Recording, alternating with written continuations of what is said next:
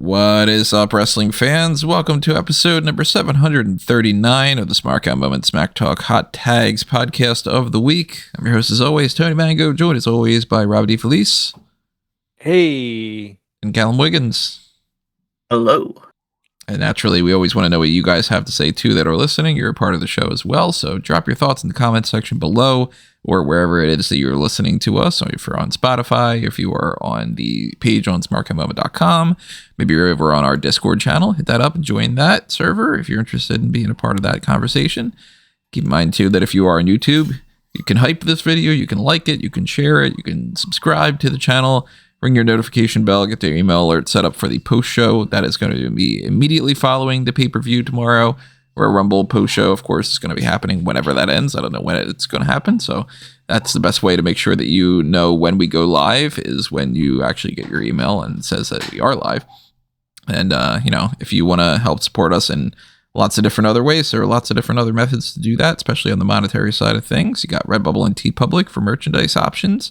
You got the join button, which is the same as the Patreon, except it's just slightly different on the YouTube side. But Darkcast tier and Pick Your Poison tier, all that good stuff is still over on that, just the same. And of course, you can just toss a little spare change our way through the thanks button. Same kind of thing as the super chats, just for the people that aren't live. But we got a round of hot tags that I'll be perfectly honest, I'm a little bit checked out of. I've had a very stressful day, and I just am sort of like, all right, it's Royal Rumble. They don't care. We got spoilers when it comes to the SmackDown side of things that I was covering, and that Not spoilers if they just fucking aired the show. They aired the show. It's spoilers in the sense of the United States doesn't have the show yet, so the people that are listening that are in the US, if you don't want to know what happens on the show, eventually I'll tell you earmuffs and you can kind of go with that as you please. But let's be perfectly honest, it's nothing fucking happened on the show. Like, nothing happened. It was an entire show of basically, I'm going to win the Royal Rumble. No, I'm going to win the Royal Rumble. No, I'm going to win the Royal Rumble. And really not much else. So it's not like, ooh, big surprise. We will tell you a spoiler about one thing that they unintentionally aired on the show. But there's a couple of quick bits of like, okay, they planted some seeds on the show. Some seeds. I don't know what you're going to get out of it, if it's actually going to be a harvest or not. But let's start back with something from at WWE, a non-WWE, non-AEW side of perspective. We had talked before about the Feast or Fired scenario of the stuff over in TNA, and I had given my predictions on multiple different platforms and stuff about how I thought that they could go one way for these title shots and the other title shots and so on and so forth. And it turns out the setup of the whole thing was Eric Young gets an X Division title shot.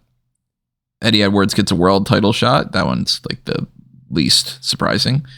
Trey Miguel got the international title shot, and Steve Maclin is the one who gets the pink slip. So Maclin is quote unquote fired from TNA. I haven't been able to find any information about whether or not that means that he actually is gone from TNA and that this is their like excuse to write him off of television, or if he is just like within storyline fired. But I would assume most likely after dropping the title and being in a spot where his wife is in AEW, he's probably going to AEW, right?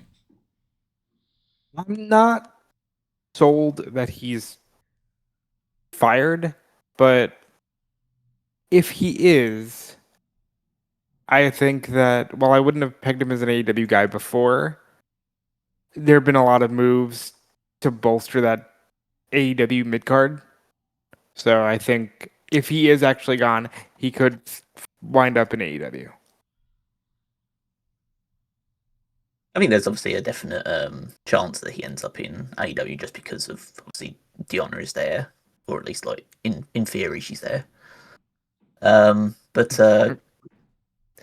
I mean, I think that like he could be going in as part of like the mid card there, or as more of like a main Ring of Honor guy, as opposed to a more of an AEW like mainstay. Yeah, if they're trying to build up the roster a little bit more at the start of the year and there's opportunities available, then I don't see why that wouldn't be the case. I know he's already been putting out like his booking details, but then again, if he worked for TNA, he would have already had his booking details probably out there anyway because he wouldn't just be working for TNA at that point.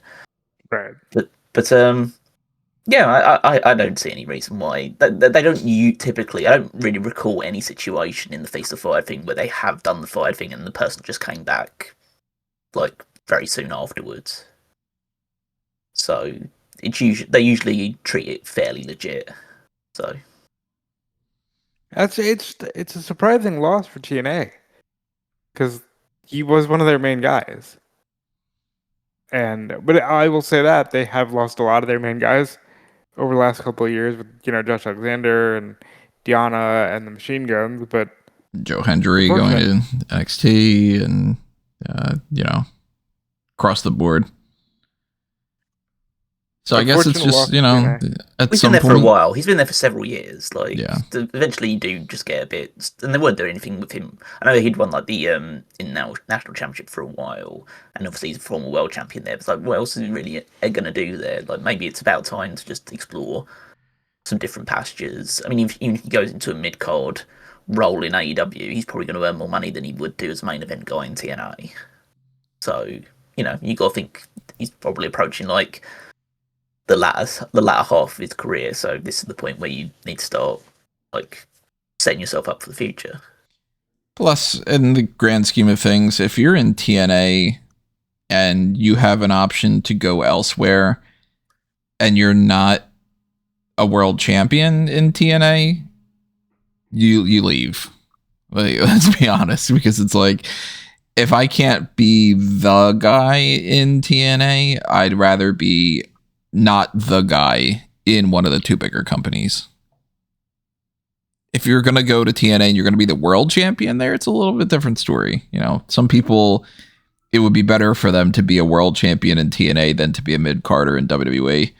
Or if you don't really want to, if you don't care about like money versus the push or whatever, like there's different things that you can weigh. But I don't think that the ceiling for Maclin is super duper high in AEW. And like, I could be proven wrong, but I would assume Maclin is probably at around the level of like maybe a Lance Archer, but without that kind of like big man push. So I guess kind of, Josh Alexander is a good use of it. Like maybe at most he could be pushed the way that like Josh Alexander is, but he hasn't actually been pushed all that much in the grand scheme of things either. So if he wants to be, we don't know if he's going to go to AEW or if he's sticking around and it's some kind of storyline or something like that. But if he goes to AEW, I wouldn't be shocked at all. If he goes to WWE, I would be very, very shocked because I don't see a reason why they would re-sign him. And if he sticks around in TNA, then I wouldn't be shocked about that either. But based off of what happened on this episode, which I didn't see, it looks like it's another one of those episodes where I'm like, yeah, okay, this is exactly why I don't watch TNA. Like, I'm just looking up like the generic results here, and it's just like this thing with Stacks and Arianna Grace is like, that brings up a topic that we can get into about the TNA NXT crossover and like the lack of cohesion between that. But it also brings up something from NXT that we can just skip straight to. They did a thing on this episode of NXT where they didn't like confirm anything, but they at least heavily teased and basically confirmed that there's going to be like a new stable in the NXT roster, like that, that realm of Evolve and so on and so forth, where Lexis King, Arianna Grace, and Stacks had approached Uriah Connors, who was all like upset over Chase U sucking. And they also had a quick backstage segment where they were talking to Charlie Dempsey, and the straight up implication between those two was you're a legacy act, you're a second generation person or whatever, so you should join this faction. Didn't give it a name yet. They kind of hinted that maybe Birthright might be involved in that, since Lexis King was talking about how they have a birthright to NXT. So the funniest thing about that to me is, am I wrong, or does Stax not have a birthright to any of this? He doesn't. Okay. But you can at the very least argue, like, if he's marrying Arianna into does. it, like, you know, that they can play around with that a little bit. It's kind of, it's not perfect, but it'll do. It'll do, pig. And Too big. they don't have a whole lot of other options that they could have gone with instead, you know? Like, Josh Briggs isn't a second gen person. Actually, there aren't any other people on the roster except for Brooks Jensen. And Jensen is, like, mostly on Evolve. Yeah, they don't care about Brooks Jensen. So they don't really. And they just couldn't hold on to that Lance NOI. No, I think anything for just speaking about King, Connors, and Dempsey, I think anything is better than the nothing they're doing with them. Yeah. Connors is one half of the loser tag team that, if they're lucky, they're on TV either looking like jackasses or losing a match. Of the shitty version of Chase U, which should have ended when Thea was done with it. Yeah, I think this is good because I think anything is better than nothing. And you have these people on the roster, you might as well try to use them. Maybe you can get some fire under Lexis King. Maybe you can get something good going with Charlie Dempsey, who's a good wrestler. You know, like, I'd like to see him do more. I all signs point to fuck Stacks and get David Finlay in there, but that's at least what I would do. And we'll see. I like the idea. I'm hoping that it actually has some legs to it. And I know, like this kind of act in wrestling right now, just because we've hit an era where it seems like everybody's second generation or close to it. It can be a little stale, but again, it's still better than what they've been doing. Yeah, I mean, Dempsey doesn't even have his faction anymore. It went from the no quarter catch crew is Drew Gulak led faction to, okay, it's basically a Charlie Dempsey thing, to it definitely is a Charlie Dempsey thing, to two people are like, I need to get the fuck away from you. And he's like, please don't. For no reason either. They're just like, hey, I woke up this morning, I decided I don't want to be near you. Bye. I'll continue to do whatever I can to get away from your ass. And he's like, please don't leave me. And then Ren is like, yeah, I'm still around, but we're going to call it the Ren QCC now. And I've got a new friend here, and that's the only person I'm interested in. And Dempsey's like, I guess I'll fuck off to Japan for a while. And he comes back and he's just like, yeah, I'm here. I guess I'm going to, for a while. I might as well beg Timothy Thatcher for a match on Evolve for like 3 weeks. That was the story. Where he's just like, I want a match with you. And Thatcher's like, nah. And then Dempsey's like, come on. Hey, So it's like, yeah, put Dempsey in this group and let's see something, instead of him being a guy that is perpetually in a position of wrestling more for other companies than the company he's signed to. But yeah, I like it. You know, when they eventually run down the actual like name, or, you know, solidify this group or something, then we'll talk about that. And yeah, I don't think that there's been any trademarks that have happened recently that will point to that, because the last trademark that I had seen was Royce Keys. The last trademark they did was Career Killer for Gunther. Oh, that's right. Yeah, they did do that, which, yeah, that's although clearly Gunther.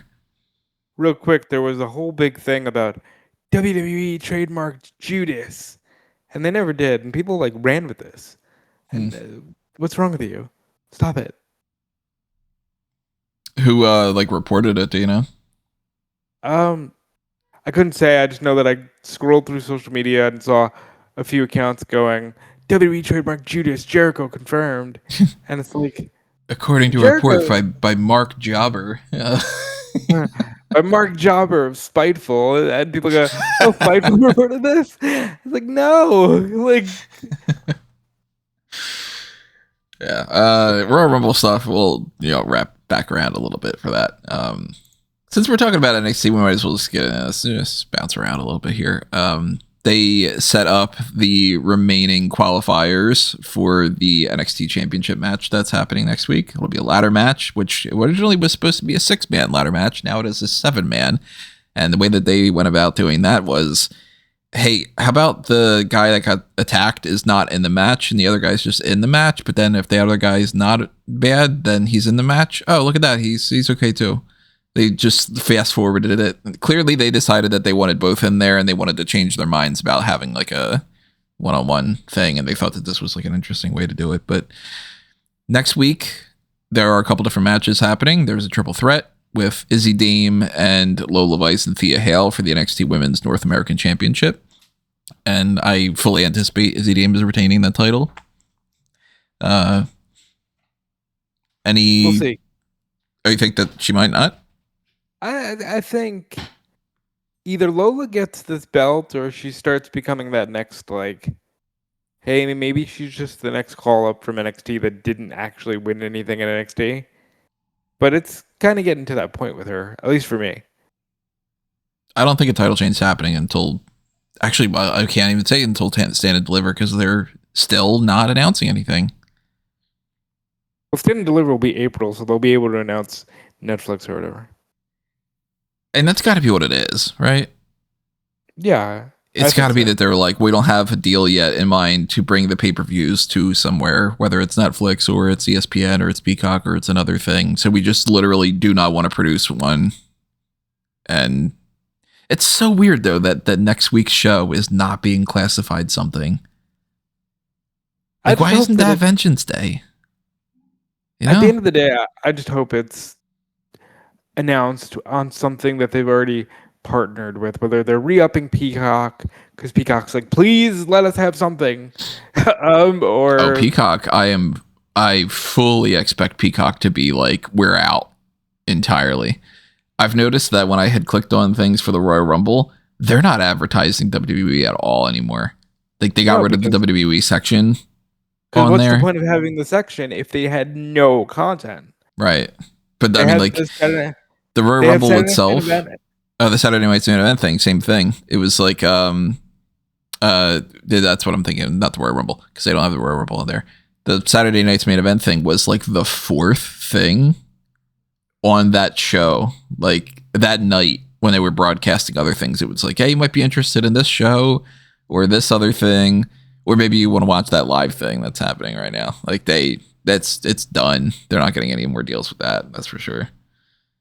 But I don't know. Stand and Deliver still not announced. They're running out of time. It's already February. So they have 2 months. What are you talking about? All they need to do is say, the day of WrestleMania Saturday, we're doing Stand and Deliver. They can do that whenever. Well, they got to book the venue. I'm sure the venue's already booked.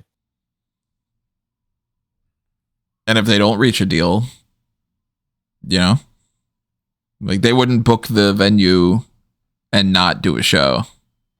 Didn't they already start selling tickets? No, it's not listed anywhere. WrestleMania is only being advertised as those 2 WrestleMania shows, and at some point, the Hall of Fame is probably happening, but not necessarily even tied into Mania. I actually haven't seen anything that says that the Hall of Fame's happening at Mania.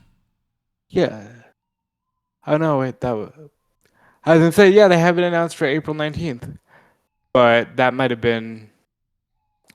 Wait, that for this year or was that last year? Because it was the same deal. I don't know. That's crazy. Yeah, very weird. But, Izzy Dame, whether or not she retains or whatever is one thing, but the 7 people that are fighting for the NXT Championship in that ladder match are going to be Ricky Saints, Joe Hendry, Jackson Drake, Keanu Carver, who beat Andre Chase, Super Sean Legacy, who had beaten Eli Knight. Deion Lennox beat Miles Bourne, and he did so by proxy of one of these weird stories. I don't know why they do this, where it's like Ethan Page really wants Miles Bourne to be a jerk for what benefit? You know? But they very clearly made it seem like Bourne is going after the North American Championship, which is not all that surprising and stuff. So he's out of the match, not involved in that whatsoever. So I'm assuming that that's happening down the line later on. So out of the group, and Shiloh Hill. I forgot to mention Shiloh Hill. Out of the group, who are our predictions? Who's walking out with that title, and why is he Ricky Saints? So I do want to say that, and this is something I'll talk about a little more when we talk about the Rumble. This is a whole brand new lineup for the most part.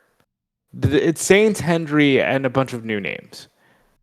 And they deserve a little bit of credit for that, even though you're, hot-shotting this and 7-man ladder match is too much. But I think it's Ricky Saints, and I think Hobbs is helping him win. But I could be wrong, because a lot of people seem to think that Hobbs just might be in the Rumble. That's the real question mark for me. If Hobbs shows up in the Royal Rumble, then I don't think that he's going to pop up on NXT. Then he just might be going straight to the main roster. I agree. Or at least if he does show up on NXT, it won't be in a heater capacity. Yeah, it won't be. Let's bring in this Royce Keys. I was going to call him Cobbs. Royce Cobbs. There you go. Let's quote on the Cobb guy and, make a big splash at the Royal Rumble and do whatever he does there. And then he's the subordinate to Ricky Saints on NXT. It would have to be. And then he's the guy that's coming in there to be like, Ricky Saints wins the title. And Hobbs is like, okay, listen, fucker, I'm here too.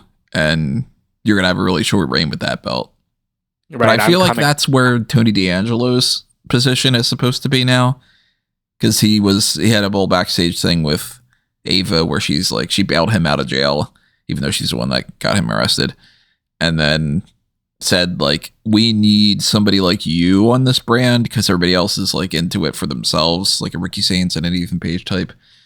So I don't think that that's going to be that kind of a role for Hobbs. I do still expect him to help Saints, though. Nothing's his team player, former mobster.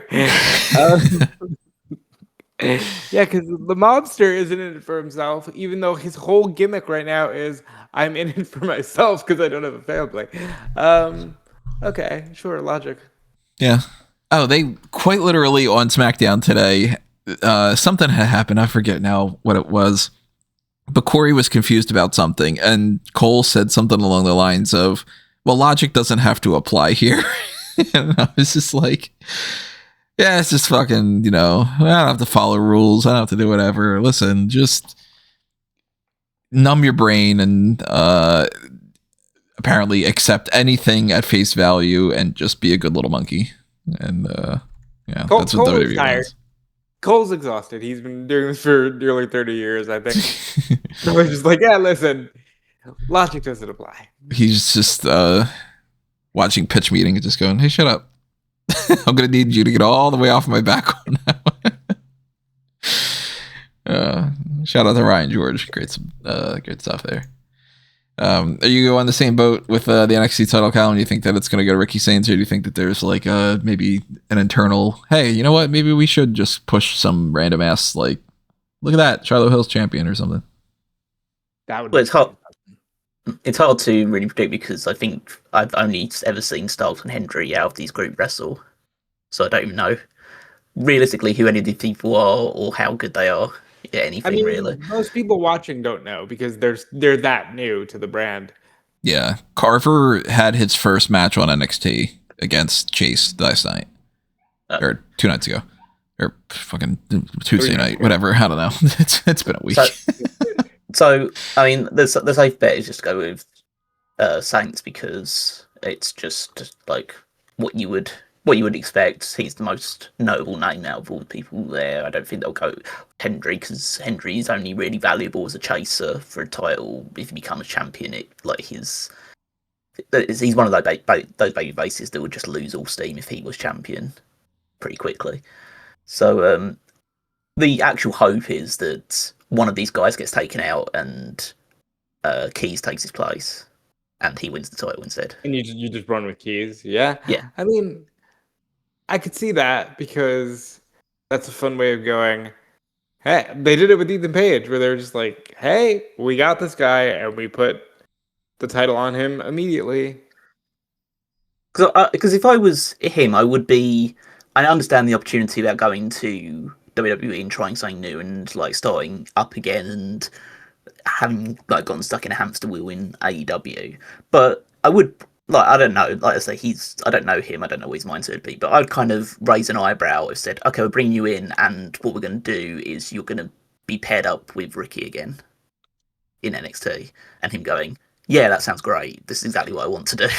It's like I would imagine that they must have a clearer vision for him. Unless the idea is, oh, you're going to pair up with Ricky for a couple of months, but you're going to beat him for the title. You're going to be one that beats him for the title almost like a couple of months later.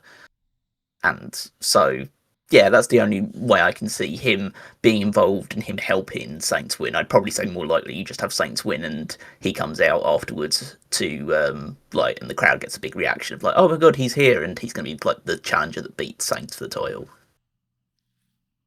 Does sort of feel to me that there aren't really many like clear paths without knowing at the very least, where Hobbs is going.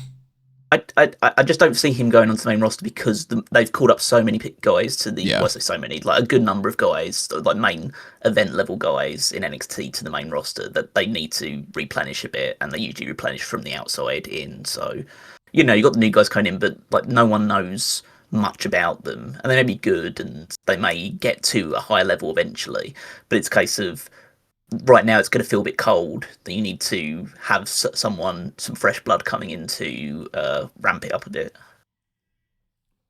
And like I think that's something that people lose track of, that I've seen online when people are like, oh, put Hobbs on the main roster or whatever like that. They haven't even put Obafemi on the main roster yet. Like, he's on the main roster, but he's not definitively on Raw or SmackDown, and he hasn't done anything. And they waited until 24 hours beforehand to confirm he'll be in the Rumble. Oh, they said it on Monday. Oh, did they? Yeah. Shows you how much I'm watching. Yeah, they said that on Monday that he'd be in there. But like, he'll be in the Royal Rumble, and then afterward you got to do something with him too. And how much can you really push at the same time? All the people on the main roster that you need to push, and then on top of that, you just got Trick, you just got Obafemi, you just got Javon Evans. You got to really throw Hobbs in there too and be like, all right, well, what do we do with the two big powerhouse brutes? And then what do we do with, it's like there's only a certain amount of room. So I am assuming Hobbs goes to NXT, but we'll see tomorrow when it comes to that. Quick side note about the WWE 2K cover. It's CM Punk. Looks fine. Yeah. I don't know. It's not for me. It's CM Punk. The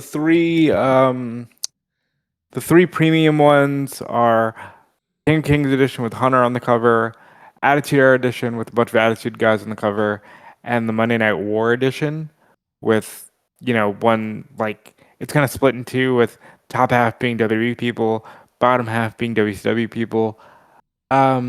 This led to a lot of Triple H discourse because he's on 3 of the 4 covers for the game. And for me, I looked at it and went, first of all, Kurt Angle, because it's like debut Angle on the cover of these games. And I'm like, oh, he was your last minute replacement for Foley, who's not on these covers because he told you to fuck yourselves. Okay. And then there's like the WCW thing. I don't like that it's on the WCW side of the representation, it's Bischoff, Booker T, Goldberg, and the NWO. And I'm like, you missed your boat to do these things when you had all of the guys under contract. I mean, we're 6-7 years removed now, but you had Sting, you had Luger. Like, when you design these covers, and this is just me going on a tangent, but when you design these covers, don't you think that, like, you should think, oh man, who do we have available to make these covers out of. You know what I mean? I guess they probably have some kind of number cruncher being like, we ran the metrics, and if we put CM Punk on the cover, then that's gonna add, X amount of boost sales for blah blah blah, and like the Punk stuff is fine, but when you decide, okay, we're building our premium editions around the Monday Night War era, and also we don't have Sting or Flair or Foley, which I'll give them some slack on Foley. I think Foley was a last minute thing, but you couldn't think of something that you have more access to. I never understand that. I mean, based off of Unreal, they're just that dumb. Like, when the footage comes out about that, it's like, I don't know what we do with belt. What if person fights I don't know who? And you're like, Jesus Christ, you guys get paid for this. That's so funny. It's if you showed the equivalent of that in a restaurant or something, and the person's just like, I don't know how to cook, I guess I'll open up a restaurant. Somebody out there was like, why don't we do an Attitude Era thing? We're not done milking that cow yet. Maybe we can get an extra couple of cents out of these rubes. And then they were like, who do we put on the cover? And they were like, I don't fucking care. And then other people went, it's probably these people. Sure, how about that? And they're like, yeah, fuck those rubes. It's gonna be my word of the day. It's gonna be rubes now. It's Punk on the cover. Does it make a difference? I don't know. Let me know if you're the type of person who that's like, it matters to you that Punk's on the cover, as opposed to it being just sort of like, oh, cool, yeah, hey, I'm on the cover. Like, if Punk is happy about it, that's one thing. But if you're like, I don't know, man, that game, it's got a different graphic on that box, I don't think I can pay for it. I'm really curious what goes through your mind, and I want to know if that makes a difference. I say that knowing full well that I am not that type of person, because all the games that I own, which aren't many, I just have the cartridges and like the little Switch thing. I couldn't even tell you actually the like box art for, I don't know, like the Lego game I'm playing now. I don't know who's on it. I think Iron Man, most likely. Which, by the way, Lego Marvel superheroes, not as fun as DC supervillains.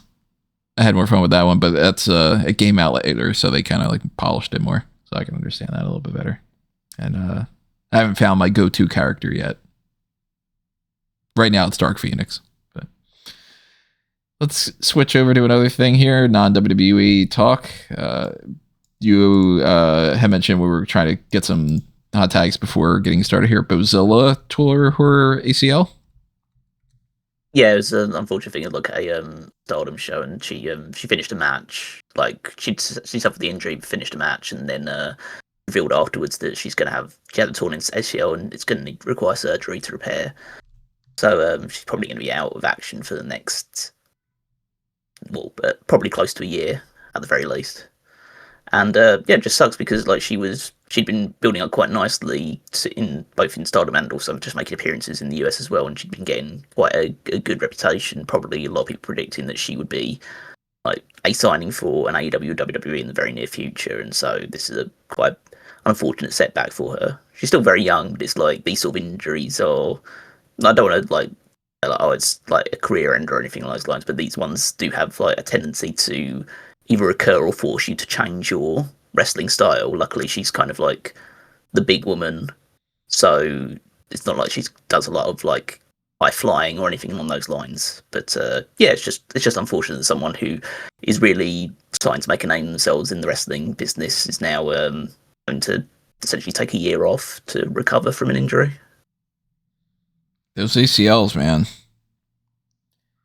That's that's the go-to injury. You're not cool unless you tear your ACL. That's like and I still wonder what the deal is there, because it's a really recent thing where everybody's got these knee injuries left and right. In terms of others, like just one other story from Japan, just because I saw this as well, is I know we've already spoken tentatively about this, about like the contract season, but New Japan have officially announced that Eva will be leaving his contract at the end of January. More and more likely that he is actually going to pop up in WWE then. Well, yeah, well, obviously, that's the one that's most easiest to predict because it's very publicly on record that Tony Khan does not like Evil. He hates Evil and he hates his wrestling. So if he was going anywhere, it's going to have to be WWE. So, or like Indies or something, but like you would assume WWE. Why would you leave New Japan Pro Wrestling? I'm going to do the American Indies. I don't know. People are weird. Some people like that kind of shit. Speaking of indies, the MLW champion is Karrion Kross now, you guys were saying? Yeah, he won Battle Riot in Kissimmee, Florida, which was taped last night, I believe. And yeah, Killer Kross is now the MLW champion. Which I'm glad you said that because like it's Killer Kross, not Karrion Kross. He will never probably be Karrion Kross ever again. Yeah, I don't think he'll be Karrion Kross again. Look, there was a moment where this guy was the talk of the town. I think MLW will never quite catch the spark that they think they will, but I'd love to see them do it because, as we talk about all the time on this podcast, we want a third promotion. We want a number 3, and I'd love to see anything do it. Do I think this is the moment? No, but good for Killer Kross for winning a title. I still have not seen a single MLW show. I feel like if I watched it, I wouldn't really love it. I liked it a lot more in the days as AEW was just forming and there was still a lot of monopoly. They really stood out then. I don't know if they would stand out now for you with the AEW and WWE and all these things that exist today. Yeah, it's kind of the feel that I get is that if I watched it, I would be like, okay, this is WWE/AEW light with like almost no funds behind it. And then at that point, it's like, all right, unless you got somebody who's standing out that's like, oh my God, this guy's amazing, or this girl's like the next best thing or something, then it's like, I don't need to fucking watch more wrestling. I'm fucking tired. I look at it as sort of like, I've never read a comic from like Image or Vertigo or anything like, and like there's some good stuff. Like, I mean, Vertigo has some people that got brought into DC, and like Image is Invincible, right? Invincible's part of Image. Yeah. And like Invincible show, fucking great. Can't wait for Invincible to come back. But there's a distinction, and there's only so much time that you can dedicate to anything. I think it's one of those things where MLW deserves a little bit of credit. They, caught fire with guys like MJF and, Lexis King and Swerve. Like, Swerve was the guy they built their original, when they first came back as a promotion. I believe Swerve was the first champion, if not the second. Like, they knew what they had there. They knew what they had with Riddle before Riddle went to WWE, They're good eye for talent. It's just like it's never there. And I feel like Kross is in that same position. But I'm also glad that, he was able to cross that off the list. No pun intended. He was able to carry and cross it. Yeah, it's good for him. Yeah, I don't know what that means for the future for Kross, but it's something.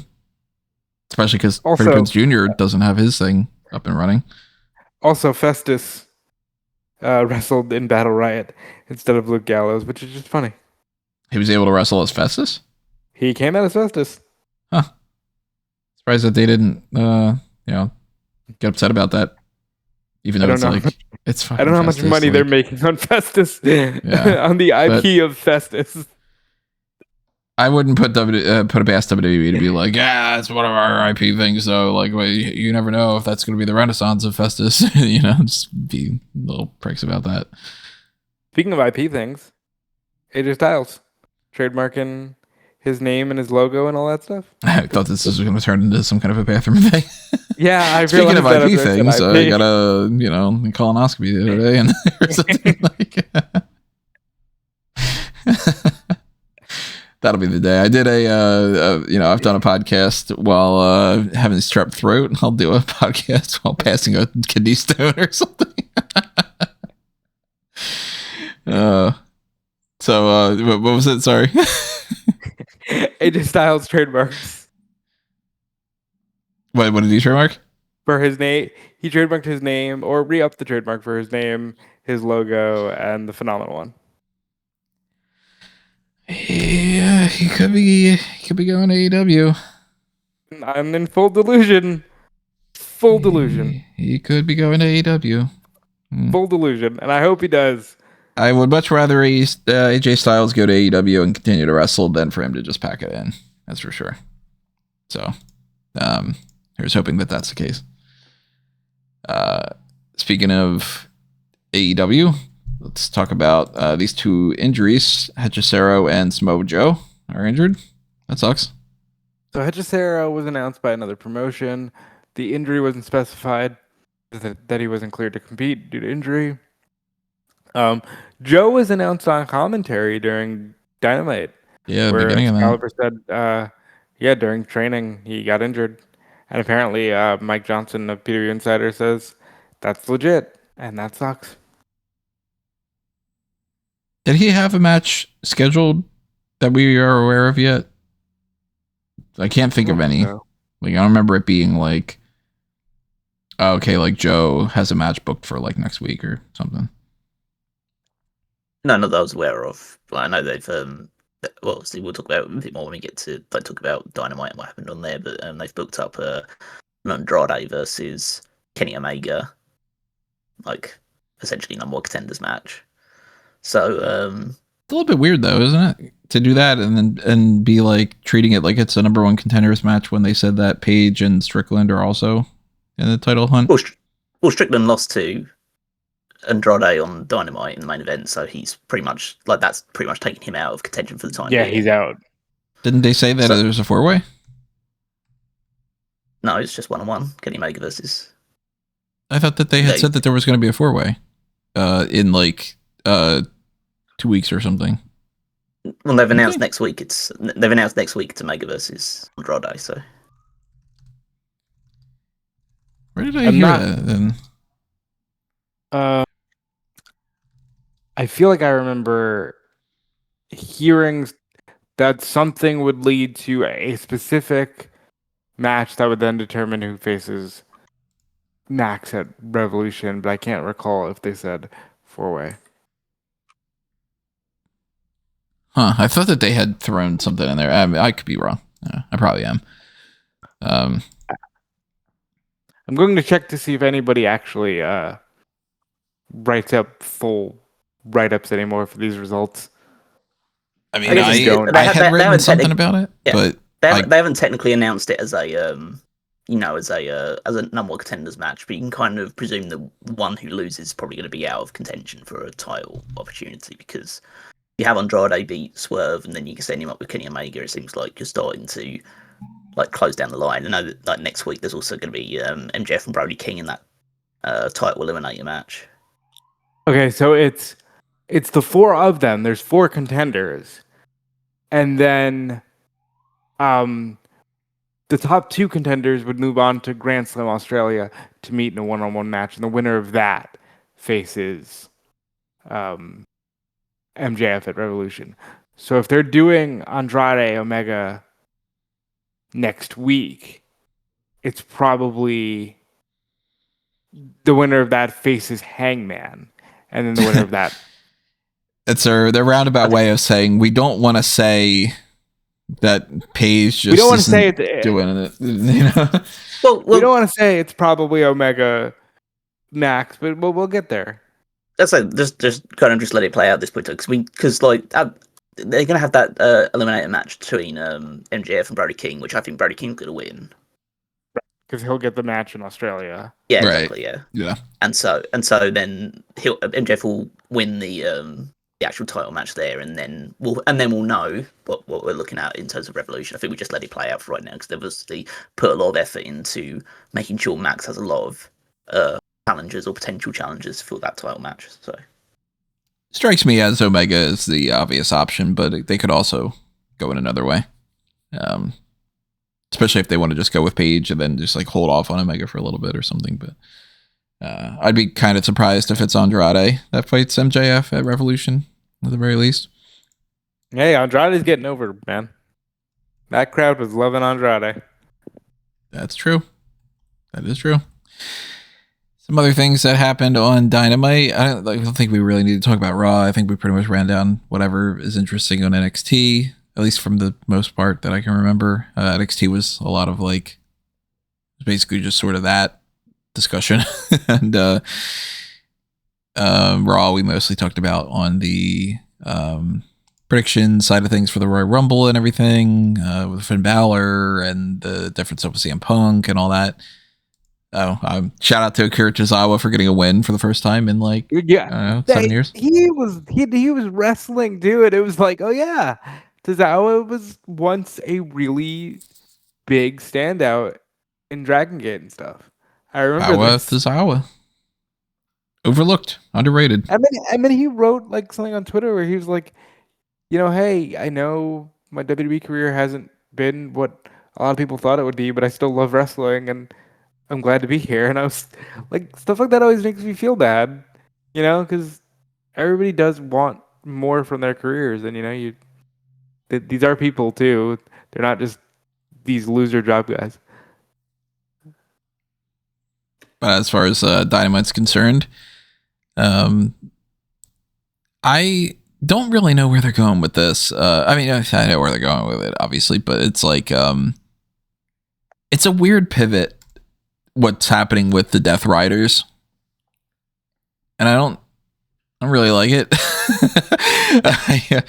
I hate how the transition of everything has gone, where it's like Darby Allin had the whole like blood feud, and then eventually he's just kind of like, I mean, if I beat Pac, then I'm fine with just like not being a part of this anymore. And the Moxley stuff with O'Reilly obviously didn't pan out the way that they were planning on because of O'Reilly's injury, so I'll give him a little bit of slack on there. But like, Death Riders are just sort of in a tweener kind of position now against the Don Callis family, where they're obviously not baby faces by any means whatsoever, but they're being booked against the Don Callis family, and I feel like it's in part just for the sake of like just get somebody to do whatever. It's a little bit mixed up to me. FTR against Don Callis family with the Death Riders getting involved to help and offset that.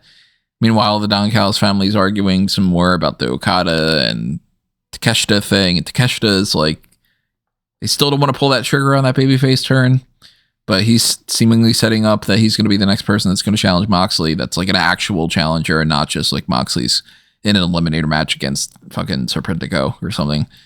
But Takeshita Moxley at Revolution, I'm assuming. Okay. Yeah, that sounds like fun. I'm down for that. I don't know whether they'll wait that long, because like Revolution is still well over a month away. But we'll see if they decide to go that, or if they decide to just put it on an episode of like Dynamite instead. I mean, to talk about the tag title match, because Jake Doyle tore his bicep in that match. Oh, God, did he? Shut the fuck up. No, he did not. Yeah, he did, yeah. Oh my God. Of course. So he'll be out for at least, it will be about 4 months without surgery, but if he requires surgery, he's probably looking close to 7 to 9 months out. God damn it. Motherfucker, no. This guy just got there, and he's good, and damn it. I didn't even get an opportunity to fully start making fun of the Davis and Doyle name. Because to me, it just sounds like it's like Davis and Doyle. Well, yeah, obviously, like, you feel terrible for him because he's just come in and he made a good start, and so it's very unfortunate injury. You also have to feel terrible for Mark Davis, who has now finally got a tag team and finally got some prominence back on TV, and now his tag team partner's gone, so he just goes back to being random heavy in the Don Callis family. Don Callis can't get a tag team to save his fucking life.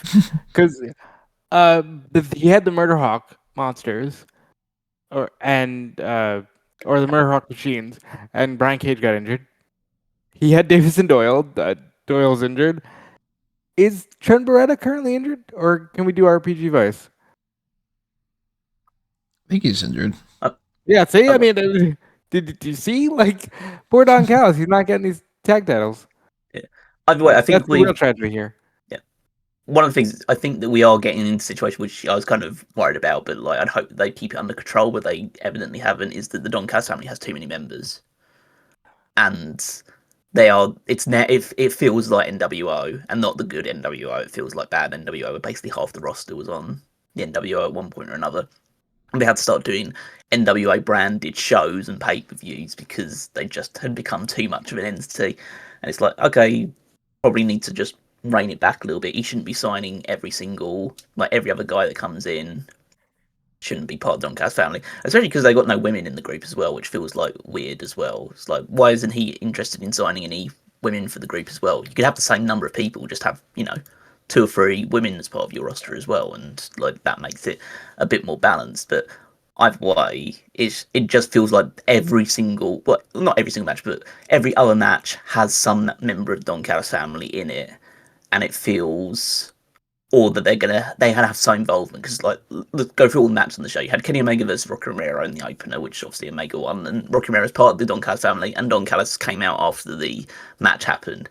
Then you had the Eliminator match with Jon Moxley and Ace Austin when Konosuke Takeshita, who's part of Don Callis family, came out afterwards. Then you had the TNT Championship with Mark Briscoe defeat El Clon with Don Callis to retain his title. We'll talk about what happened afterwards. Then you had a backstage segment with Kazuchika Okada and Cole Fletcher, and then Cole Fletcher had a backstage segment after that, soon after, with Konosuke Takeshita. You had the women's match, which I already explained doesn't have that because, he doesn't want to have women in the group for whatever reason. Then you had the tag title match, which was FTR versus 2 members of Don Callis family and Davison Doyle, and then you had Andrade, who's part of Don Callis family, versus Swerve Strickland in the main event. It's like... Now give us the rundown of Dynamite next week. But then it's also like you have then pretty much every other segment involved some member of the Death Riders, who obviously were involved in things with them as well. But then you had Orange Cassidy and Tony Storm have their backstage confrontation with Shafir and Wheeler Yuta. It's like they are so involved in everything that happens, which can be a good thing, but like neither group feels particularly clear in terms of direction right now, and they're really stalling on this Takeshita babyface turn to the point where it's not going to feel as big as if they'd done it a little while ago. And that's always a problem that they run into, and they just aren't learning from mistakes in the past where they just extend it and extend it and extend it to the point where it's just not going to feel as important. I have no problem with like the Death Riders feuding with the Don Callis family as like the 2 big groups of the organization, whether they're heels, babyface, or whatever. Like, if you've got 2 kind of 2 big factions, one of them wants to be the most dominant, so naturally they're going to butt heads at some point.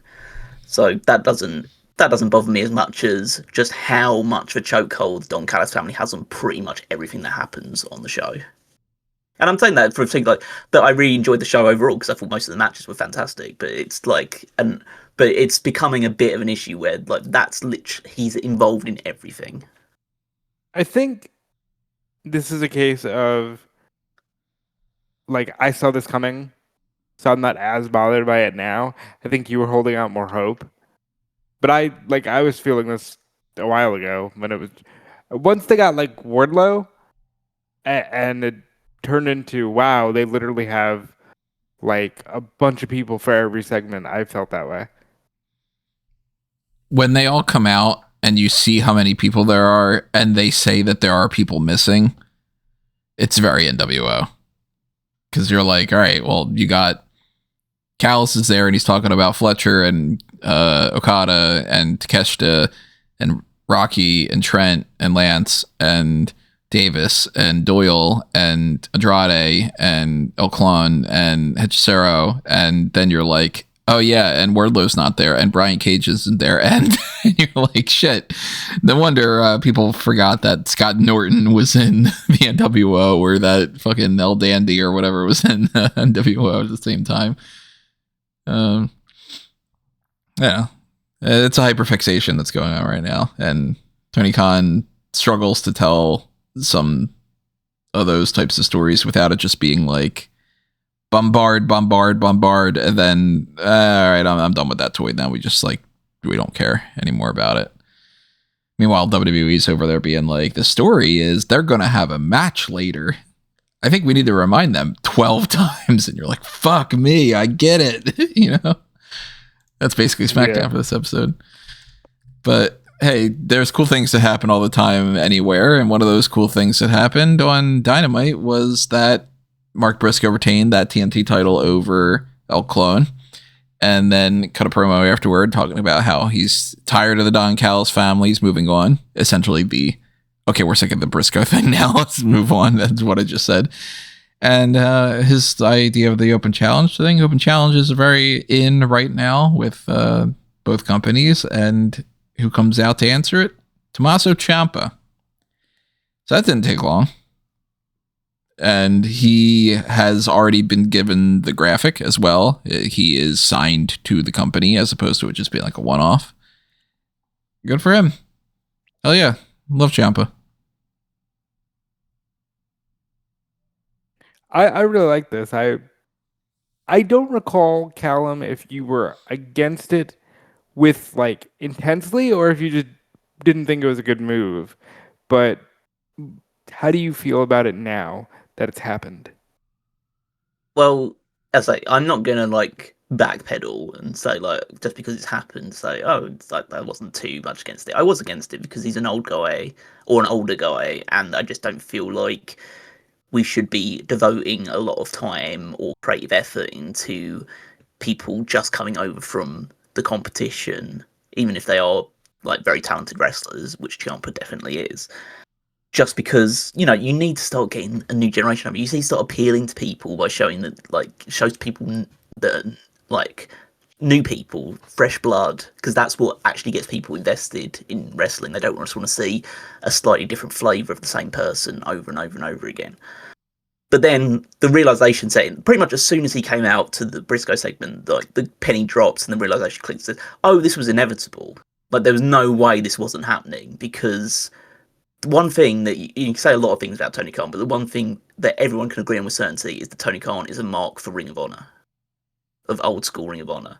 And Tommaso Ciampa was a big part of old school Ring of Honor with the Psycho Killer gimmick and his exit from Ring of Honor before he went to NXT, being like he was a really vocal character of the promotion at that point. So yeah, of course, as soon as it became available, I would say without certainty that like if Johnny Gargano and Tommaso Ciampa were both available and Tony Khan could only sign one, he would sign Ciampa a million times over before he touched Johnny Gargano. Like, because that's his guy. That's a guy that he grew up watching, that he's a big fan of. So yeah, it was as soon as it happened, like, and you saw the Psycho Killer language come up on screen and all of that happening. I thought, oh yeah, of course this was going to happen. So, you know, it's no point in really complaining about something that's was absolutely going to be inevitable. So I also think that he understood, like he said it with Cole, and granted the Cole stuff could have also been Ring of Honor, but like I think he was a fan of NXT when NXT was doing the thing that AEW would later take to a much more individualized stage. I think he was a fan of Black and Gold NXT, and I think he relishes the chance to now take another guy who was a pillar of that and have that under his roster. It was funny because when the lights went out and you see the heart turn black on the Tron, I'm like, Blackheart, who's the? Oh, it's Ciampa. And then I didn't realize until the next day that he had officially signed. I think it's a good move. I think, honestly, I know that this wasn't Callum.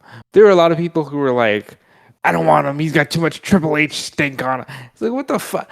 Ciampa's great.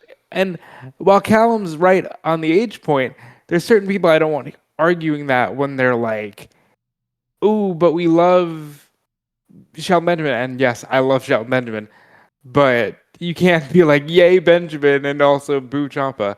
It did. Like, these things don't add up. I'm happy he's there. He seems really happy to be there. He did an interview with Sports Illustrated, and I really liked this line he said about, you know, if it was in the 90s, I'd want to be in ECW. In the 2000s, you wanted to be in Ring of Honor. In the 2010s, you wanted to be in NXT Black and Gold. And in the 2020s, it's AEW, which I think is the best way to sell it. And I'm excited for him. Yeah, he's clearly in a spot where he was like, all right, WWE's not giving me what I think I deserve. You're not pushing me. You know, I'm going to be wasting and spinning my wheels for however long I've got left in my career in the tag team division, not even necessarily the focal point of the tag team division. So let me go over to the company that focuses a little bit more on pro wrestling, where I can go and have matches with new, fresh people, maybe get a push, and have potentially a better payday on top of it too. I don't know. It kind of depends. And then also maybe not have to do as much of the other bullshit too, because like WWE expects you to be like, all right, backstage, you're going to film this thing, you're going to do this like, you know, WWE pop-up question, whatever media presence thing. And it seems like in AEW, you're predominantly there to just go wrestle. So like, yeah, why wouldn't you if you're in that boat? Yeah. And I mentioned this to a friend of mine. They knew they were losing Ciampa. That's why they were having him, hey, you want to wrestle? Well, we'll show that you're one of the best wrestlers in the world. Go out there and have a fucking banger with Ilya. But Ciampa's not Chad Gable. He didn't bite. He took the matches and still said, yeah, I'm leaving. Peace. You know, like, because it's the same exact thing they did for Gable, where it was like, Gable's contract is coming up. Oh my God, he's all over the IC title picture. Isn't he going to make a great Intercontinental Champion? Oh, he signed? Yeah, go put on this mask and go wrestle in Mexico. Like, so kudos to Ciampa for, you know, doing his own thing. And I hope he mentioned he has a decade of his career left. I hope he has a great decade.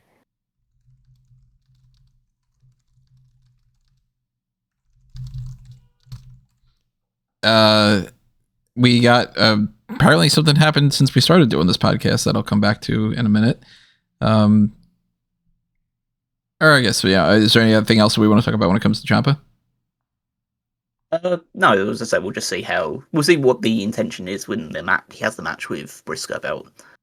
Because I think there's a very real possibility he wins the title there, because I think that Tony Khan is very heavily invested in the Ring of Honor Ciampa and is a big fan of the Ring of Honor Ciampa, so I think that there's a chance that they'll have the title switch, because TNT title should be more of a hot potato title anyway. I do want to mention something about the match, particularly, because there's this typical, like, stupid, I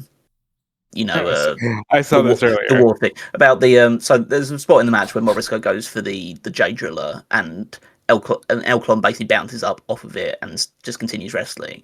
And everyone's like up in arms about it, as they always are for these sort of spots. Whereas, like, because it just demonstrates what idiots you shouldn't listen to online about this thing. Because not only is it, like, obviously disingenuous because they're just using anything to poke hole AEW, but also they just don't understand what happened. They just assume that he no-sold the He blocked it, yeah. Which is not what happened. He blocked the move by putting his hands down, so his head never touched the mat. People do that all, like Phoenix does that in a lot of matches. Like it's become a more common spot with luchadors nowadays. When people are going for DDTs, they hands spring out of it. So it's just like, just one of those things that people are using to attack the credibility of AEW or anything like that. And it's just, more of this bad faith bullshit. Now, admittedly, when you're watching it quickly, I did think for 2 seconds that he no-sold the move, and I was like, that's weird for him. That's like too strong for him. I have an answer for that, Rob. I have an answer for why you shouldn't think that. Because it's fucking dumb. Yeah, like that's to think that. That's why I was like, I watched it again, I'm like, okay, he put his hands out. He blocked it. Because we've seen people no-sell pile drivers, but that's usually left for very top tier people. And yeah, he just blocked the move and it was fine. But these people are gonna have their discussion wars on social media, and that's what that is. So I didn't pay attention to it. I'm looking it up now, and it's it's done in such an awkward, quick way with the It's camera very being quick. away from them. What other way are you supposed to do it? You can't like slow it down. Just Yeah, I like, mean, Well, you yeah, can't. it's just a matter of like fundamentally the way to do that. Just it's not going to translate. Like I would argue they did their job very well in this one. Like it looked like, oh shit, you know.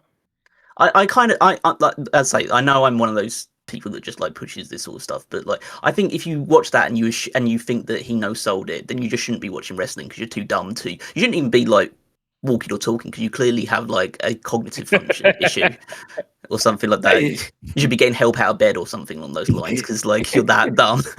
I think the problem is it's such a weird way that hasn't really been done, and it's so quick. And then afterward, he does the neck thing, and that if you don't like, if you guys would have just said like, look at this spot, I would have been like, why did he get pile driven?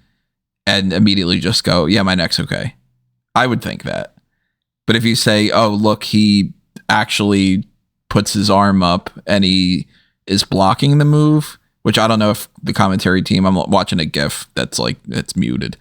If the commentary team says like, oh, look at that, he just blocked it by doing this or whatever, then that would be like, oh, okay, so I just didn't really see it all that well. But like, if you look at it and you know in mind that you're supposed to be looking for a thing, yeah, he blocks it by doing like a handstand. It's not a regular way of doing things, and it's done very quickly, and it's like the camera's not really a close-up, and he does the neck thing afterward. I can understand why people would be like, why did he just no-soul this?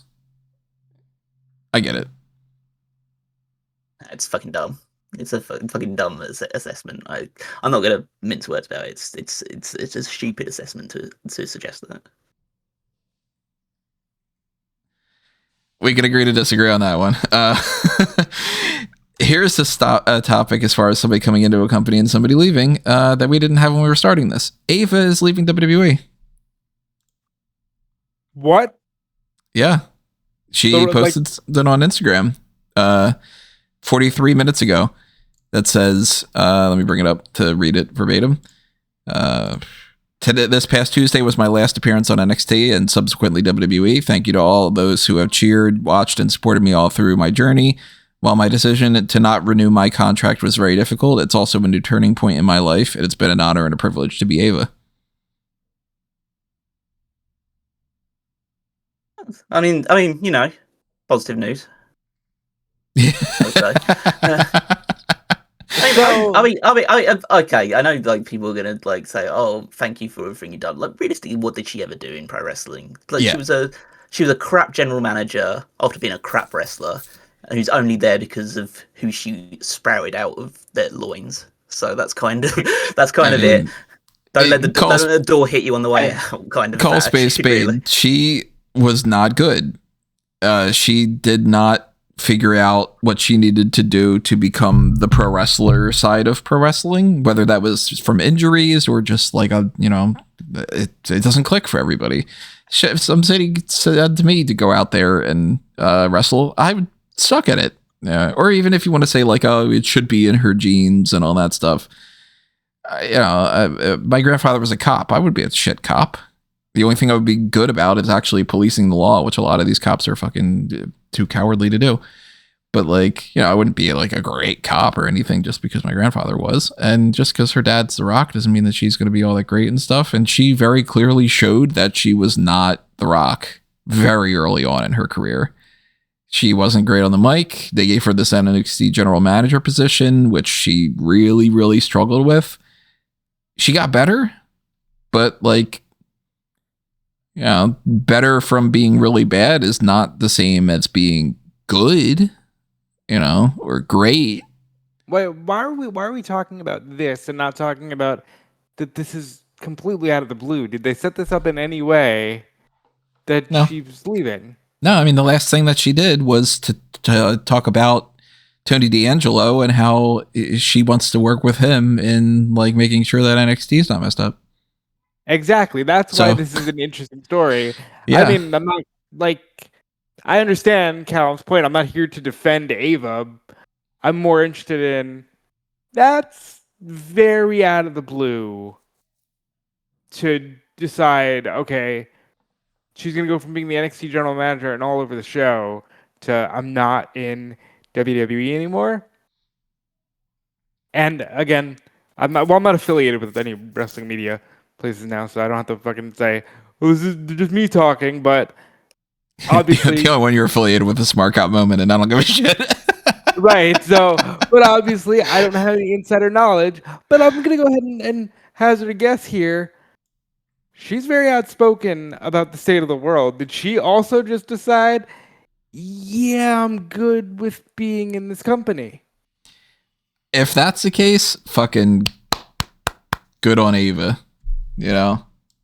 Because she's very outspoken, and that's the only reason that I can think of that if she knew she wasn't going to resign, that they didn't put the feeler out there of like Ava is done as a GM.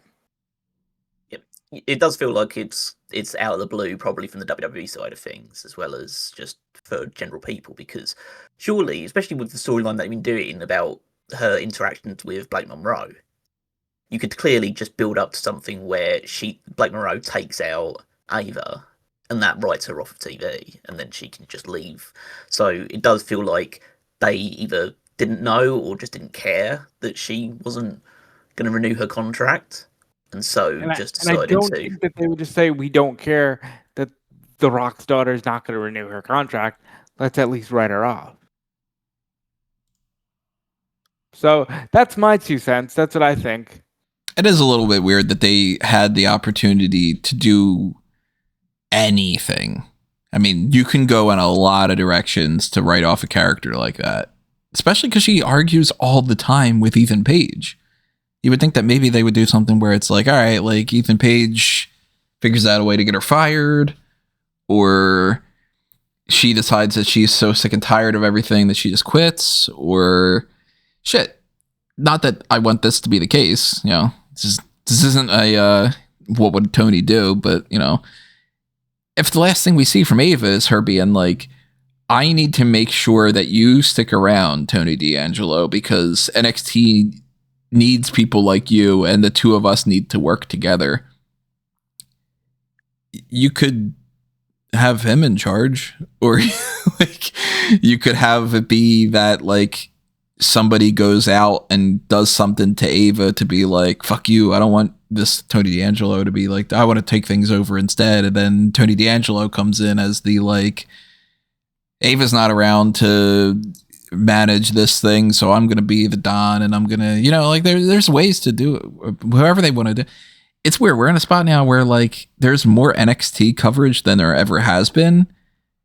And now we're going to have CV Turner's not the Evolve general manager. They've just been not saying anything about it. And now we don't have a general manager for NXT. Do we just go with Robert Stone? Yeah, we're just going with Robert Stone.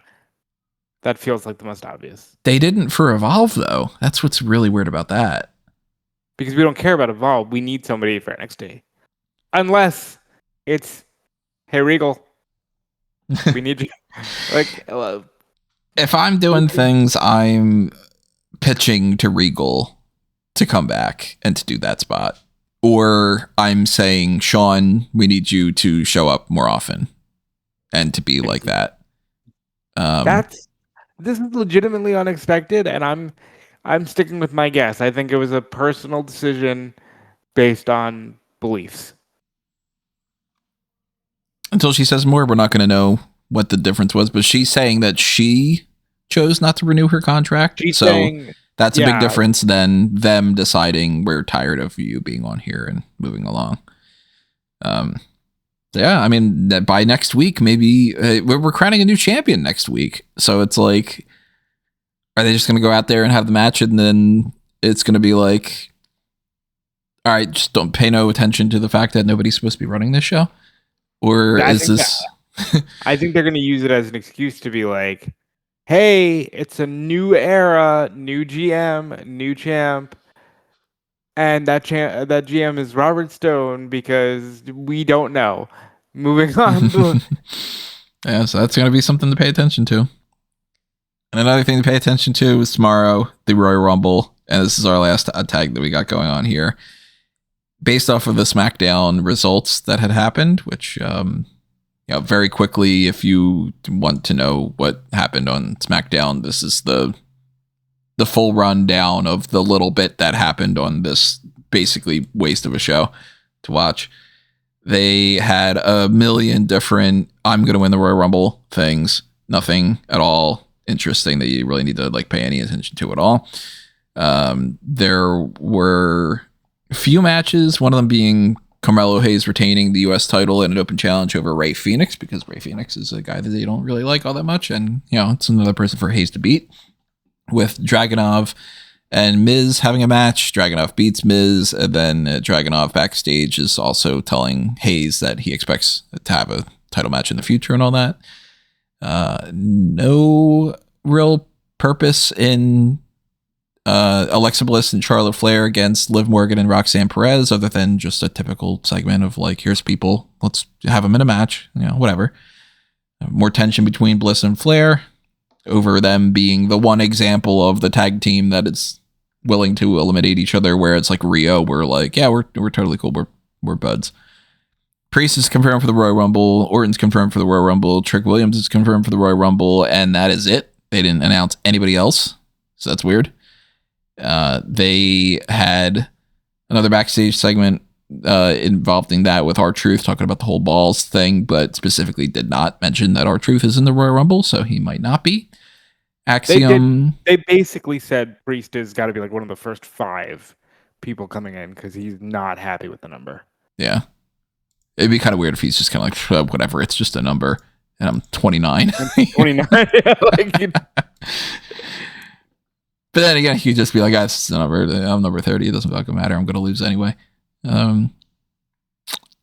They had Axiom beat Johnny Gargano. Axiom got his mask back. The lantern is still in the possession of the MFTs because we have 2 angles of I stole your thing happening at the same time.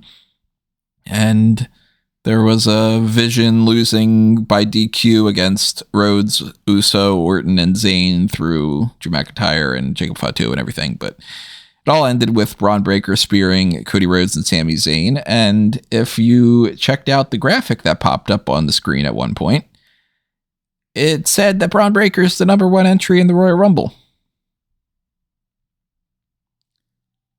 So now, I guess Braun Breaker is the number 1 entry in the Royal Rumble.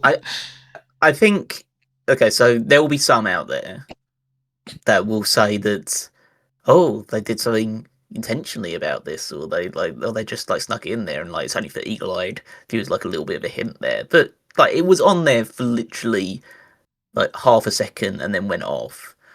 Somebody just fucked up in production and was just okay, we're supposed to show Axiom or whatever's, I assume Axiom's name for the match against Johnny Gargano, and instead they clicked the wrong button. They showed Braun Breaker number 1 entrant. So put out what the first bar for the Royal Rumble match would be instead. And now they'll probably have to do something on the Saturday show, on the pre-show prior to it, they'll reveal that Braun Breaker is going to be number 1. Just or hope that a lot of people didn't see it, which, in such a chronically online industry, I think it's very unlikely that a lot of people wouldn't have seen it, so otherwise just go for it. But I think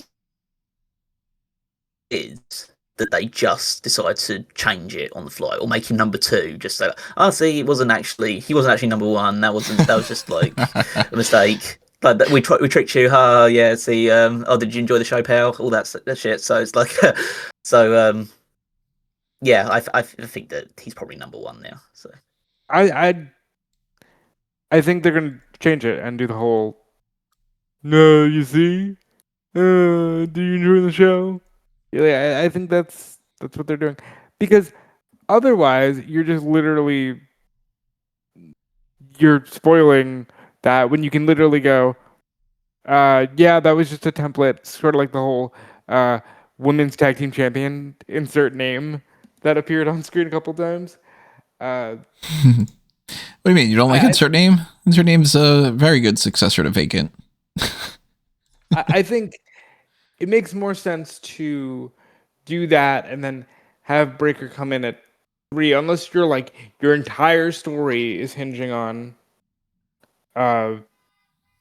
him appearing at number 1, which I don't think it really is. And like, look, somebody fucked up. Like you said, somebody clicked the wrong thing, and it happens. It's happened for me. You know, I got a less complicated setup than I'm sure that they have. And there's been plenty of times where I've been like, oh shit, we've been talking for 10 minutes and I forgot to switch the graphic from the hot tags thing over to the predictions for Saturday night's main event. Or like, hey, I started it off and the show, I clicked on the outro to Smark moment instead of the intro. It happens, you know. It sucks that it happens in a scenario like this where it spoils one of the most important things that happens in the entire year. But, you know, it doesn't spoil who wins the match. And they do have their options. They can bullshit this and be like, well, nobody knows that happened. Let's just, you know, pay no attention to it. And then that way when it happens, we'll just be like, we didn't know that was whatever. And just, you know, hope and pray that people don't pay as much attention to it so the next day. Or they could switch it to number 2. I would find it hilarious if they switch him to number 2, because then that very much just feels like, well, I don't make him number 2, damn it. You know? And it's honestly, it's probably something that I would pitch if I was in that scenario. But they could do the option of just in the 2-hour waste of time bullshit filler pre-show countdown that they're going to have, they're going to need crap to talk about. Because you can't just, well, you can. You shouldn't just have 2 hours worth of Wade Barrett and Big E and Jackie Redmond being like, and what about that person? They could win the Royal Rumble. And the other one goes, they could. And you know who else could win? That person could win the Royal Rumble. And then they go, oh, yeah. Talk about that for another fucking 7 minutes. They're going to bring up some different points, and somebody, if they get told that they're allowed to do it, will be like, and we know who the number 1 entry is, it's Braun Breaker, and we don't know who number 2 is, and we don't know who the extra ones are, we don't even know who's going to be in the entire match. Can he go the distance? And they can even just like spin into it like that. I think at this point, just based off of SmackDown, my number 1, number 2 picks are Priest and Breaker, just based off of what they showed. But we'll see. I have to adjust my Jey Uso and Cody Rhodes thing. Which again was Braun Breaker number 1. Was legitimately one of the smartest things I've ever heard you say. That then also makes me go, okay, Braun Breaker's not winning. Speaking of Breaker, though, wasn't it weird that like SmackDown ended with Breaker spearing Sami Zayn, who was holding the WWE title? Like, I don't think that's a direction we're going in. Yeah, that'd be very surprising if that ends up being what happens at Mania, is Zayn versus Breaker. I'm assuming it's more so just we want Breaker to look strong, and maybe he takes him out too and holds the belt. And yeah, but yeah, that's something to keep an eye on. Braun Breaker seemingly number 1 in the Royal Rumble, which by the way makes storyline sense because his whole thing is, oh, the general manager's mad at me, and hey, you know what, pal, you can be in the Rumble, but you're number 1. They should have just said it on Monday if that was the plan. You're in the Rumble, pal, but you're number 1. It would be kind of funny, and they're not going to do this, and they shouldn't do this. But just that part of me that's like, yeah, it'd be kind of funny if he's like, yeah, you know what I'm going to do? I'm going to put you guys in the Royal Rumble. I'm going to put all of you in the Royal Rumble. So that way you can all be fighting with each other. And number 1 is Braun Breaker. Number 2 is Logan Paul. Number 3 is Bronson Reed. And number 4 is Austin Theory. Now, the downside to that is they all just do nothing for the first, 8 minutes of the Royal Rumble. And then the number 5 comes in and they just gang up on them and do that. So, obviously, that they can't tell that story. And then if you were telling that story and it was real, then the person who comes out number 5 would just be like, I'm just going to wait until number 6 comes out and not get into the ring until we've got 5 guys so we can beat the shit out of you guys. And I mean, the worst, most boring fucking start to a Royal Rumble is nothing happens until number 11 comes out. Well, what you do is number 5 is Roman Reigns, and then Roman Reigns, at least takes out Austin Theory or something. Roman just does 8 Superman punches and eliminates 3 of them. Yeah. But Last thing for us to mention here, just we can change our minds prior to the pay-per-view actually starting, but at this particular moment, who are your picks? Who's winning the men's and women's Royal Rumbles? First of all, before film fiction, we're not going to talk at all about the Roman Reigns thing. Yeah, what are you doing? We're talking about the Roman Reigns thing. The what Roman Reigns thing? The interview that he gave on the one I sent. If it checks out, yeah. I've been dealing with the whole, I've got a bunch of other text messages and stuff. I'm losing track of things. So Roman Reigns was on the Pat McAfee show, which prestigious show. It's where you declare that you're in the Royal Rumble.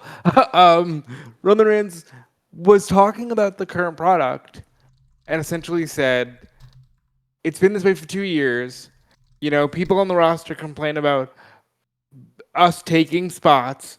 I get out of the way and nobody's doing anything. Get over it, kids.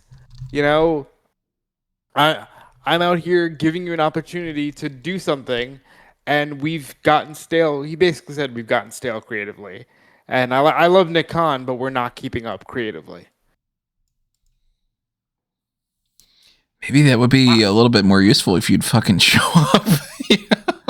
Well, no, I think this is... Yeah, what's he going to do to influence it, really, other than just like, oh, we can put Roman in a feud with this guy instead? It's better than, hey, every 3 months that we're going to go, Roman Reigns is returning. Yeah. Yes, but outside of that, first of all, I think this is another fucking unreal hook where it's like, Roman Reigns went on this thing and he called out creative. Oh my God. But I also think it's storyline because he's literally saying, I lost the fucking title 2 years ago. Guess I need to go win this shit again because this show's boring without me because you're doing nothing without me. You know, sales are dropping without me. I think this solidified for me that he's winning the Rumble. I think there's a very good chance of that. The other thing that people are have highlighted off the back of this, just in the off chance that what he's saying is just unleashing some frustrations and knowing that he's in the position that he's in, that no one can do anything about it, is that they're highlighting that his contract expires in May 2026. Well, I had mentioned that when we did the Rumble discussion, because I said this is a year, like 2026 is a pivotal year no matter what. I'm not saying it's going to be a great year or a bad year, but it's a pivotal year. AJ's ending his career. Roman's current contract is expiring. Lesnar's done at some point. For all intents and purposes, Jericho's done. Edge is done this year. Like, there's a lot of things shaking. I did see some Joe Anoa'i is all elite. I don't think that's ever happening in this lifetime. That's not happening. But no, he's definitely not. But I think it's two possible options, which is you either go like he resigns with a ton of probably creative control and even more creative control than he currently has, and they throw as much money as they want at him and does less dates, anything along those lines. He basically gets to just do the run of whatever he wants to do, which is pretty much similar to what he does now, but you know, to an even greater extent. Or the alternative is that he just leaves on the 6th and just does some things for a while, and then they gradually build it back up, like the whole Becky Lynch situation, where she was out of contract for a while and just wasn't coming back for the time being. And so, okay, we'll just decide on this. We'll sort this out quietly in a few months' time, and he's back by the following year's Royal Rumble, WrestleMania time. So it's May is when its contract's up? Yeah. That gives me at least a little bit of hope that they're not going to be willing to put the Royal Rumble and the whole WrestleMania thing on him and then be like, okay, the negotiation ball is entirely in his court because he's like, well, you know, fuck you, I'll just leave, well, you know? Yeah, well, unless his intention is to, like, they have him in the Royal Rumble when he just loses. He could absolutely just lose. I feel like he's winning. Because I feel like he's setting up, you know, I need to be the top guy again. Because no matter what, he has not been in that spot. And it's not there. People aren't as excited about WWE. Yeah, I guess the argument is there, like, he has never been a popular top babyface in WWE. Because the only period that he was top babyface was a period where everyone, well, not everyone, but like there was Most a lot people of booed him. animosity towards him. Whereas now there would probably be less animosity, which is weird because they probably should have more animosity because he's a part timer now. But that's just the way Fickle. things work. Yeah. Well, yeah, fickle people, but it's also just a case of he's right in the sense that everything is quite boring creatively. So just him coming back just immediately sparks life into things again. So yeah, it'll just him coming back and him getting a huge reaction and him winning the Rumble, and then like if things like improve significantly past that point, which in a way like things are already starting to improve from a creative standpoint for WWE in the last couple of months or so, and if he comes back and like it's almost like this is Hogan tactic. This is a pure Hogan tactic of like you go away for a while, the product gets better without you, but then you come back and you're part of the revival of the product. It's like, hey, see, I'm back and the product's gone a lot better, so give me more money or like give me more control, or maybe I should be world champion again. That kind of and he works closely with Paul Heyman. Of course he knows all this shit. He's one of the smartest men in wrestling, so I can see him saying, "Oh yeah, I definitely should be winning the Rumble, getting the main event spot, and all of that jazz." I am very, very, very much hoping that Roman does not win the Royal Rumble. But who do you want to see win the Royal Rumble? Like, not asking who do you think is going to win. Can we move on to this question? Now we can go back to the question that you were going to end the podcast with. It's like, who do we think, or who do we want to win the Royal Rumble? Yeah, like who do you want to see win the Royal Rumble? They've booked a situation that I wouldn't be in. I wouldn't have. I mean, you can go back, like, I go back to this time and this time and this time, and you can keep going further, and that's, ad nauseum. I wouldn't be in a position where right now Drew McIntyre is the champion feuding with Sami Zayn, and we're waiting to do a triple threat with Jacob Fatu and Cody Rhodes. And I wouldn't do a position where Punk has been feuding with Braun Breaker for, like, God knows how many months. An entire year, essentially. And that seems like the way that you need to go in some ways. Or you just do something for the sake of it and be like, oh, I guess it's just Punk against like Lesnar, and then we just wait even more. I would have been in a position where I would have gone Gunther beats Cena, and then he uses that momentum to go into the Royal Rumble. He wins the Royal Rumble, which offsets that he had been the runner-up before. And he goes and challenges Cody and beats him at Mania. That offsets the Crown Jewel thing, where Cody beat him, and Cody, winning the Royal Rumble that Gunther was, like, dominating in. And you could tell the story of Cody having that connection with John Cena, being the guy that beat Cena for the title and lost to Cena, and did the whole thing like that, and, like, that heir apparent sort of thing. And for Gunther to be like, yeah, I fucking retired your mentor, and now I'm going to take that belt. And then he does. And then it's, the All-American guy. Now is not the time frame to do that necessarily, but fucking a lot of people are, everybody's confused as all hell about, the left side are the real problem. They're the ones that want you to treat people well. They're not the Nazis. They just call themselves the Nazis and like the propaganda and do what the Nazis do. Like, whatever. Like, we couldn't do like a Hogan and Slaughter thing. I wouldn't go that far and try to make like Gunther, like a, the Gunther Stark. I wouldn't try to do that thing. But like, I'd go Cody heads into Mania as the babyface, and Gunther would have won the Royal Rumble. Now that they set this whole thing up, if you were to tell me like they hire me today and I can pick who wins the Royal Rumble tomorrow and I got to deal with whatever they're dealing with right now, I would probably say I would just give it to Braun Breaker. Yeah, my mind hasn't changed. I think it's Roman Reigns winning the Royal Rumble. I think he actually gets cheered for the first time ever winning a Royal Rumble. And I think he last eliminates Cody.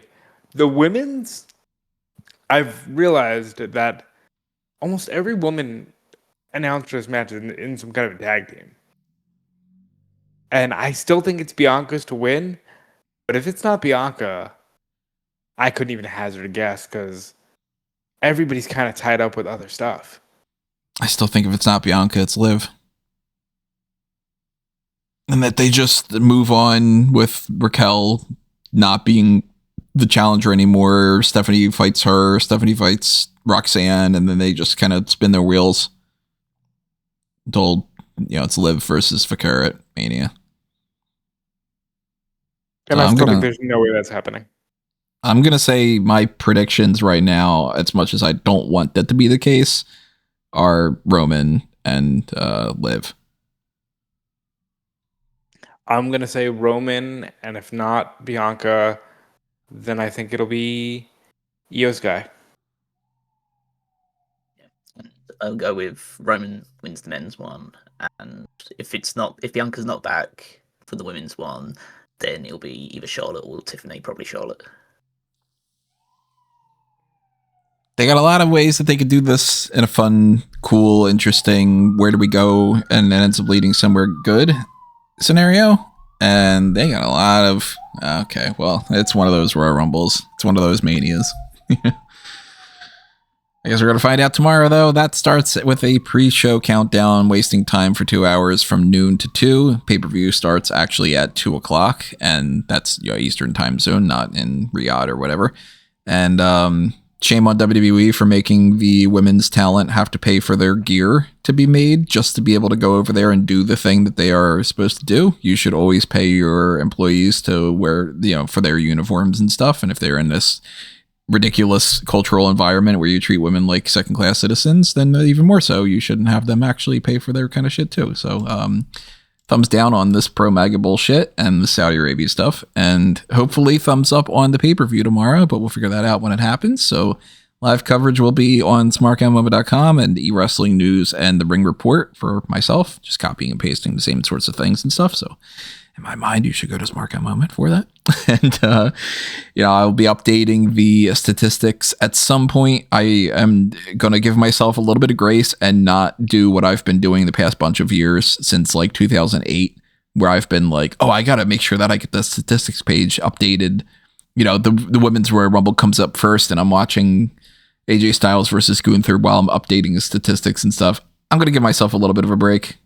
I think I'm entitled to it, but by the end of, by Monday morning, I'll have statistics up on there. You get your updates on that. We'll also have the Royal Rumble predictions contest and tell you, who got the most right and wrong out of that whole setup and stuff. And we'll run down everything else on the post show immediately following the pay-per-view. So stay tuned for all that stuff. And make sure that you are following everything that you can find at amangotree.com for the link tree list of all of the different accounts for Smark Out Moment, Fanboys Anonymous, and me. And then follow Robin Callum too. Yep, you can follow me everywhere at Dude Felice. You can check out my work on Insider Gaming, including a lot of WWE 2K26 today. And check out what Callum has going on. You can follow me on Twitter and Blue Sky at Wigmeister14. Check out the Power Rankings this Saturday over on smarkandmoment.com, where I rank the WWE Superstars based on their previous week's performances. And you can check out the Fantasy League, also at www.fantasyleague.com, to see how the Royal Rumble results affect the standings and the roster, and who picks up points as we head towards the closing at WrestleMania. Make sure you leave your comments below, tell us your thoughts on everything we talked about here, and check out when we have the next episode with that post-show tomorrow. Next week, we are in one of those spots where we don't know what the main event is going to be. Nothing's been announced that we have to cover. So February, right now, almost all of February is just sort of, we'll figure it out. So if you have any suggestions, what you want us to do, let us know that. And we'll take all that into consideration and try to work on that. If you want to make sure that we do something like that, the Pick Your Poison tier is how you can directly sponsor that episode and, get to pick that on your own. But yeah, we'll see you tomorrow with the Royal Rumble. So adios for now, everybody. This has been another Smark Out Moment, and we are being counted out.